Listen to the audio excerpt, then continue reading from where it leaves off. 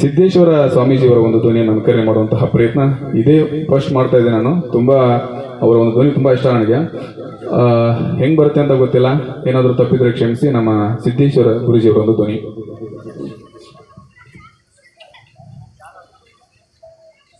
ಒಂದು ಗಿಡದ ಮೇಲೆ 20 ಪಕ್ಷಿಗಳು ಕುಂತಿರ್ತಾವ,